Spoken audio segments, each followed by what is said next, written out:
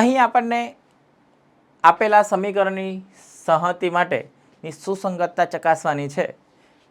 સુસંગત છે કે નહીં, એટલે કે એક્સ અને વાયની કિંમત મળે કે નહીં. બરાબર છે. ઉકેલ મેળવીએ છીએ તો અનંત ઉકેલો મળે છે કે અનન્ય ઉકેલ મળે છે કે ઉકેલ ન મળે. જો સમાંતર હોય તો ઉકેલ ન મળે, સંપાતી હોય તો અનંત ઉકેલો મળે, અને છેદતી રેખા હોય તો એક બિંદુ એનો ઉકેલ હોય. બરાબર છે. તો આમ સુસંગત છે કે નહીં એ ચકાસવા માટે આપણે અહીંથી પહેલાં તો આપેલા સમીકરણને શ્રેણિક સ્વરૂપે દર્શાવીએ. તો આ જે સમીકરણો છે એ શ્રેણિકમાં કઈ રીતે દર્શાવવાના હોય, તો આપણે જાણીએ છીએ કે એક્સ અને વાય જે ચલ છે એને એક શ્રેણિકને સ્તંભમાં દર્શાવીશું, તથા તેના સહગુણકોને આપણે આ રીતે લખી શકીએ. એ શ્રેણિક દર્શાવીએ કે એક્સ કોઈ પણ નામ આપી શકીએ છીએ. તો આ જે છે સમીકરણો એને આ સ્વરૂપે દર્શાવો તો આમનો ગુણાકાર આ સમીકરણ બને. જો તમે પહેલી હાર પહેલા સ્તંભ મુજબ લો તો એક્સ વત્તા 2y બરાબર 2. તેવી રીતે બીજી હાર પહેલો સ્તંભ લઈએ તો 2x પ્લસ 3y બરાબર 3.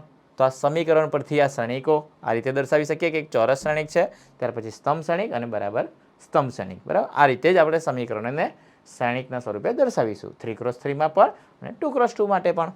તો આમ પહેલો શ્રેણિક, બીજા ત્રણ શ્રેણિકનું કંઈક નામકરણ કરી દઈએ. પહેલાને આપણે એ કહીએ, બીજાને એક્સ કહીએ અને ત્રીજાને બી શ્રેણિક કહીએ. તો આમ આપણે સુસંગતતા ચકાસવા માટે જે આ ચોરસ શ્રેણિક જે મળ્યો એ શ્રેણિક એનો નિશ્ચાયકનું મૂલ્ય શોધવાનું. જો નિશ્ચાયકનું મૂલ્ય 0 ન થાય તો તે સમીકરણ સુસંગત છે, અને જો નિશ્ચાયક બરાબર 0 થાય તો સમીકરણ સુસંગત નથી. બરાબર છે. તો આપણે અહીં એનું નિશ્ચાયકનું મૂલ્ય મેળવીએ. તો એના નિશ્ચાયકનું મૂલ્ય માટે નિશ્ચાયકમાં દર્શાવીશું કે નિશ્ચાયકમાં 1 2 2 3.